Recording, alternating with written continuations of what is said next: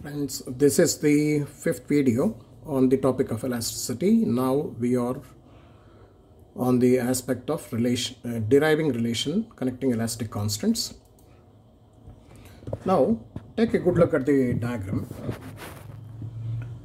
ABCDEFGH is a cube of unit dimension. Andre 1 meter length, 1 meter width, 1 meter height.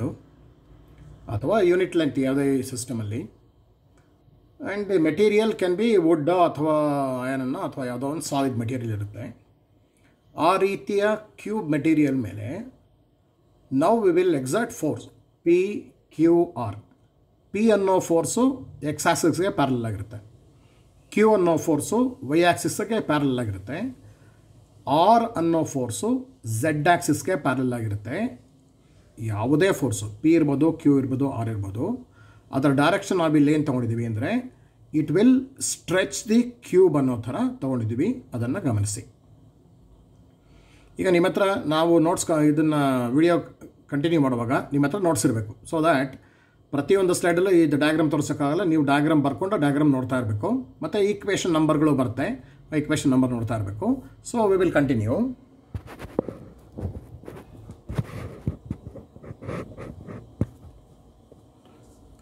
So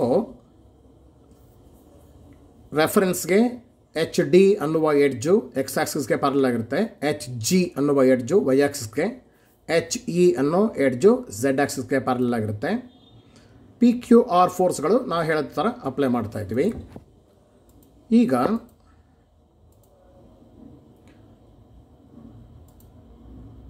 ಈ extension of the cube along the X axis ಅನ್ನುವುದನ್ನು E ಅಂತ ತಗೊಂಡ್ರೆ, ಅಂದರೆ ಈ cube X ಆಕ್ಸಿಸಲ್ಲಿ initial ಆಗಿ size ಎಷ್ಟಿತ್ತು, 1 metre ಇತ್ತು. ಈಗ ಆ 1 ಮೀಟ್ರಿಂದ 1 ಮೀಟರ್ ಪ್ಲಸ್ ಇ ಆಗಬೇಕಾದ್ರೆ ಇ ಅನ್ನುವ ಅಷ್ಟು ಎಕ್ಸ್ಟೆಂಡ್ ಆಯಿತು ಅಂತಂದರೆ ಅದಕ್ಕೆ ಒಂದು ಫಾರ್ಮುಲಾ ಬರಿಬೋದು. ಹೆಂಗೆ ಬರಿಬೋದು ಅಂದರೆ E = λp - μq - μr ಅಂತ. ಈ ಈಕ್ವೇಷನ್ ಸ್ವಲ್ಪ ಅರ್ಥ ಮಾಡ್ಕೊಳ್ಳೋಣ. P ಅನ್ನುವುದನ್ನು ಜಾಸ್ತಿ ಮಾಡ್ತಾ ಇದ್ದಂಗೆ E ಅನ್ನೋದು ಜಾಸ್ತಿ ಆಗುತ್ತೆ. So E and P are proportion ಬಂದಿರೋದು lambda is a proportionality constant. ಆದರೆ E ಅನ್ನುವುದು ಹೇಗೆ P ಇಂದ ಜಾಸ್ತಿ ಆಗುತ್ತೋ ಅದೇ ಥರ E ಅನ್ನುವುದು Q ಇಂದ ಕಮ್ಮಿ ಆಗುತ್ತೆ. ಹಾಗೆಯೇ E ಅನ್ನುವುದು R ಇಂದನೂ ಕಮ್ಮಿ ಆಗುತ್ತೆ. ಸೊ ಫೋರ್ಸಿನ ಡೈರೆಕ್ಷನಲ್ಲಿ P ಯಾವ ಡೈರೆಕ್ಷನಲ್ಲಿ ಇದೆಯೋ ಆ ಡೈರೆಕ್ಷನಲ್ಲಿ E ಆದ್ದರಿಂದ ಆ ಡೈರೆಕ್ಷನಲ್ಲಿ ಪ್ರಪೋರ್ಷನಾಲಿಟಿ ಕಾನ್ಸ್ಟೆಂಟ್ ಲ್ಯಾಂಬ್ಡಾ. ಆದರೆ ಅದರ ಪರ್ಪೆಂಡಿಕ್ಯುಲರ್ ಡೈರೆಕ್ಷನಲ್ಲಿ ಪ್ರಪೋರ್ಷನಾಲಿಟಿ ಕಾನ್ಸ್ಟೆಂಟ್ ಮ್ಯೂ ಅಂತ ತೊಗೊಂಡ್ರೆ the net expression for extension will be λp - μq - μr. That is equation 1. Similarly F and G if they are extensions along Y axis and Z axis, ಅಂದರೆ cube along Y axis F ಅಷ್ಟು stretch ಆದರೆ ಅದಕ್ಕೆ formula ಈ ಥರ ಬರುತ್ತೆ. F = -μp + λq - μr. ಇಲ್ಲೇನು observe ಮಾಡಬೇಕು, F ಅನ್ನೋದು ನಾವು stretching of the cube along Y axis ಅಂತ ತೊಗೊಂಡಿದ್ದೀವಿ. ಆದ್ದರಿಂದ ಅಲಾಂಗ್ ವೈ ಆಕ್ಸಿಸ್ ಆ ಪ್ರಪೋರ್ಷನಾಲಿಟಿ ಕಾನ್ಸ್ಟೆಂಟ್ ಲ್ಯಾಂಬ್ಡಾನೇ ಇರುತ್ತೆ. ಆದರೆ along X axis and Z axis proportionality constant mu ಬರುತ್ತೆ. ಈಕ್ವೇಷನ್ 1ನಲ್ಲಿ ಹೇಳಿದ್ವಲ್ಲ ಅದೇ ಪ್ರಿನ್ಸಿಪಲ್ ಇಲ್ಲಿ ಯೂಸ್ ಮಾಡ್ತಿದ್ದೀವಿ. ಹಾಗೆ the extension of the cube along Z axis G ಅಂತ ತಗೊಂಡ್ರೆ ಅದಕ್ಕೆ -μp - μq + λr ಅಂತ ಎಕ್ಸ್ಪ್ರೆಷನ್ ಬರುತ್ತೆ. ಈಗ ನಾವು ಒಂದು 3 ಸ್ಪೆಷಲ್ ಕೇಸ್ ಕನ್ಸಿಡರ್ ಮಾಡ್ತೀವಿ. ಅದರಲ್ಲಿ ಒಂದು ಏನಪ್ಪ ಅಂದರೆ Q = 0, R = 0. ಅಂದರೆ ಏನಾಯಿತು, ನಾವು ಬರೀ P1 ಮಾತ್ರ ಆ್ಯಕ್ಟ್ ಮಾಡೋಕ್ಕೆ ಬಿಟ್ಟಿದ್ವಿ ಅಂತಾಯಿತು. ಆವಾಗ the equation will become E = λp ಅಥವಾ P/E = 1/λ ಅಂತ ಬರುತ್ತೆ. ಇಲ್ಲಿ ತುಂಬ ಮುಖ್ಯವಾಗಿ ಅಬ್ಸರ್ವ್ ಮಾಡಬೇಕು ಏನಂತಂದರೆ P ಅನ್ನೋದೇನು, it is the force on that unit area ಅಲ್ವಾ. P is the force on the unit area of the cube. Since it is the force per unit area it is linear stress. E ಅನ್ನುವುದೇನು, it is the extension over unit length ಅಲ್ವಾ. ಆದ್ದರಿಂದ E ಅನ್ನೋದೇನಾಗುತ್ತೆ, E ಅನ್ನೋದು linear strain ಆಗುತ್ತೆ. So P ಅನ್ನುವುದು linear stress ಆಗುತ್ತೆ, E ಅನ್ನುವುದು linear strain ಆಗುತ್ತೆ. ಆದ್ದರಿಂದ P/E ಅನ್ನುವುದು ಯಂಗ್ಸ್ ಮಾಡ್ಯುಲಸ್ ಆಗುತ್ತೆ. Therefore 1/λ becomes Young's modulus Q. Therefore P/E becomes Q. So 1/λ becomes Q. Let us call it as equation 4. Now we will go to another special case too, wherein r is 0 and q is minus p. q is minus p ಅಂದರೆ direction opposite ಆಯಿತು. ಮುಂಚಿನ ನಾವು ಯಾವ direction ತೊಗೊಂಡಿದ್ವೋ ಅದು direction opposite ಆಯಿತು. ಈಗ compress ಆಗುತ್ತೆ, cube compress ಆಗುತ್ತೆ. ಆವಾಗ ಇಕ್ವೇಷನ್ ಪ್ರಕಾರ ಏನಾಗುತ್ತೆ, E equal to P into lambda plus mu ಆಯಿತು.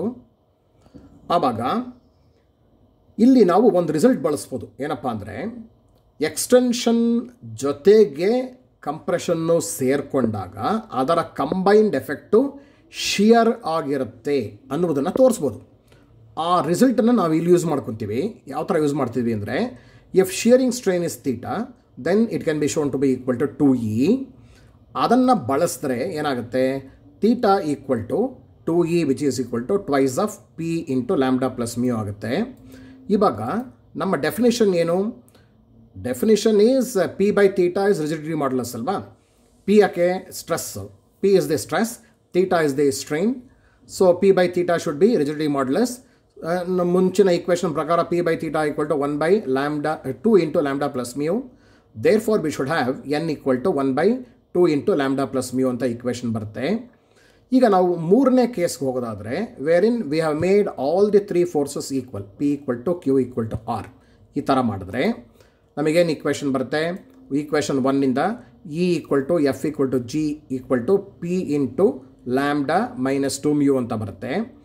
ಇವಾಗ ನಾವು P equal to Q equal to R ಮಾಡಿ ಎಂಟೈರ್ ಕ್ಯೂಬನ್ನು ಎಲ್ಲ ದಿಕ್ಕಲ್ಲೂ ಸ್ಟ್ರೆಚ್ ಮಾಡಿರೋದ್ರಿಂದ ಪ್ರತಿ ಒಂದೊಂದು ಸೈಡಿನ ಲೆಂತು 1 + e ಇರುತ್ತೆ. ನಾವು ಸ್ಟ್ರೆಚ್ ಮಾಡೋಕ್ಕಿಂತ ಮುಂಚೆ ಏನಿತ್ತು, ಪ್ರತಿಯೊಂದೊಂದು ಸೈಡಿನ ಲೆಂತು 1 ಇತ್ತು, ಈಗ 1 + e ಆಗುತ್ತೆ.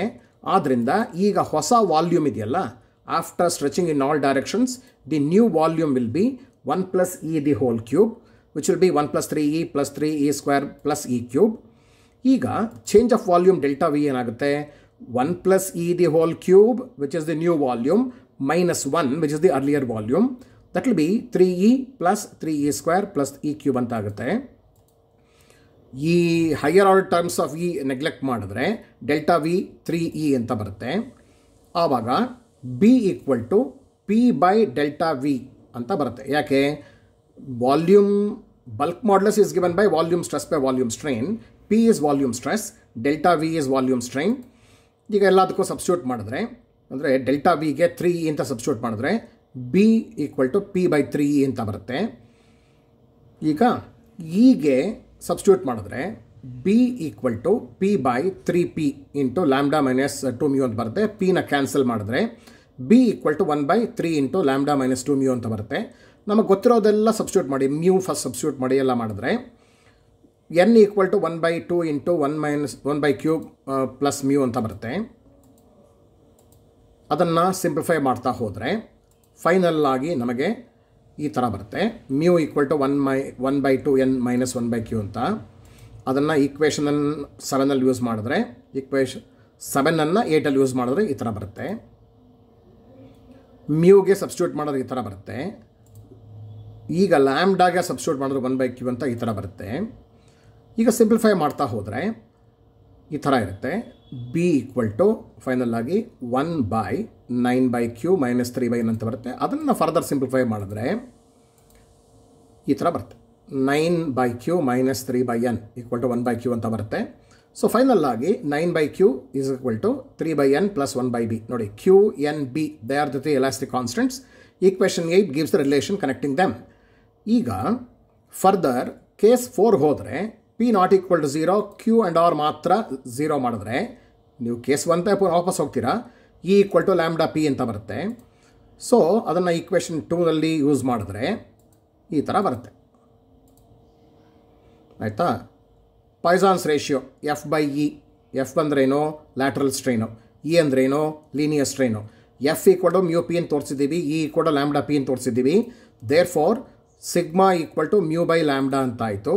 ಮ್ಯೂಗೆ ಲ್ಯಾಂಬ್ಡಾಗೆ ಎರಡಕ್ಕೂ ಸಬ್ಸ್ಟಿಟ್ಯೂಟ್ ಮಾಡಿದ್ರೆ, ಮ್ಯೂಗೆ 1 by 2n minus 1 by Q ಅಂತ ಮಾಡಿ, ಲ್ಯಾಂಬ್ಡಾಗೆ 1 ಬೈ ಕ್ಯೂ ಅಂತ ಸಬ್ಸ್ಟಿಟ್ಯೂಟ್ ಮಾಡಿ ಸಿಂಪ್ಲಿಫೈ ಮಾಡಿದ್ರೆ sigma equal to Q by 2n minus 1 ಅಂತ ಎಕ್ಸ್ಪ್ರೆಷನ್ ಬರುತ್ತೆ.